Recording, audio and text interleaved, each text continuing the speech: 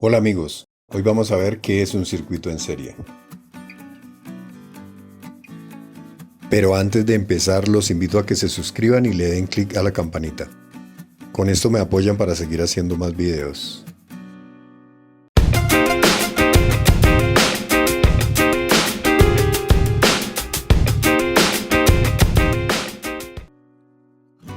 Para que dos resistencias estén en serie, tienen que estar conectadas entre sí por un solo punto.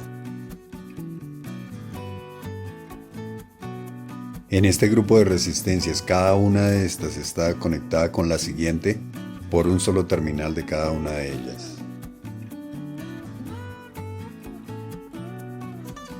En un circuito en serie, la corriente que circula por todo el circuito es la misma. En este caso son tres resistencias. La corriente que circula por R1, por R2 o por R3 es exactamente la misma. Esta es una de las características de un circuito en serie.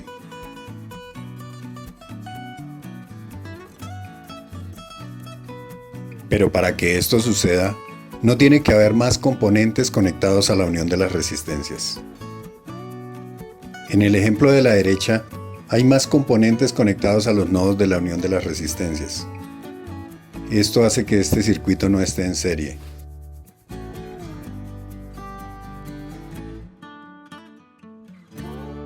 En este circuito tenemos el voltaje y el valor de cada una de las resistencias.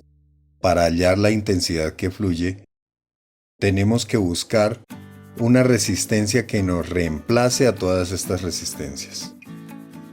La resistencia equivalente en un circuito serie se halla sumando el valor de todas las resistencias que están en serie. Esta sería la segunda propiedad de este tipo de circuitos. Por último, la diferencia de potencial en los extremos de un circuito en serie es igual a la suma de la caída de tensión en cada una de las resistencias.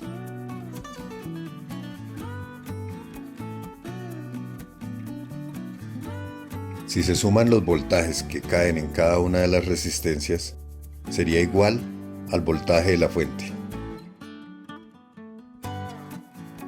En este circuito tenemos 12 voltios de alimentación en la fuente. Para sacar la resistencia equivalente, entonces nos dice que es la sumatoria de todas las resistencias del circuito. Tenemos tres resistencias en el circuito, entonces sería R1 más R2 más R3. R1 son 220 ohmios más 160 ohmios en R2 más 120 ohmios en R3. Sería 500 ohmios la resistencia equivalente. Nos quedaría así el circuito. Ya tenemos el voltaje y la resistencia equivalente. Para encontrar la corriente que circula por nuestro circuito, vamos a usar la ley de Ohm.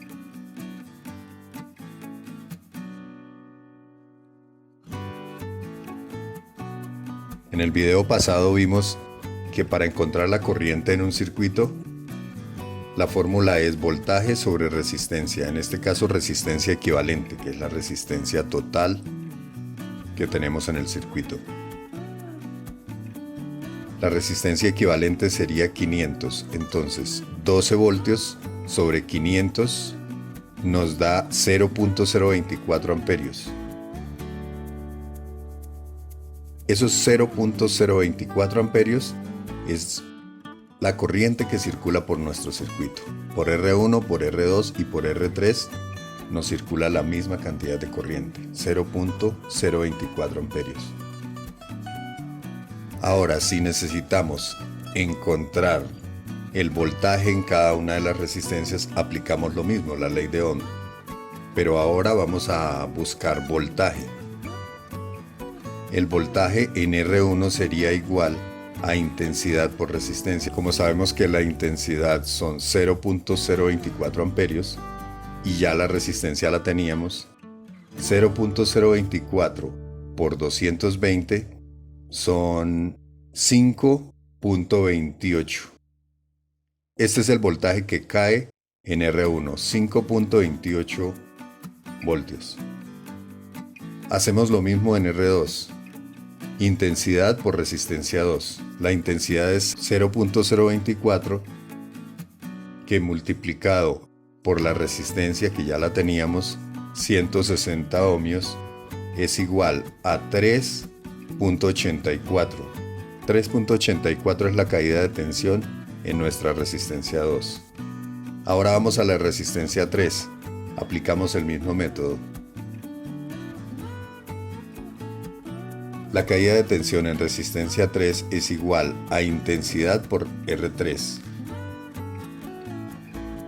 que nos quedaría así: 0.024 por 120 ohmios. Esto nos daría 2.88 voltios de caída de tensión en nuestra R3.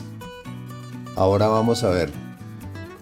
Decimos que el voltaje en sus extremos tiene que ser la sumatoria de la caída de tensión en cada una de las resistencias. Entonces vamos a sumar la caída de tensión en R1, la caída de tensión en R2 y en R3. Esto nos daría 12 voltios. Ahí podemos comprobar que el ejercicio está bien.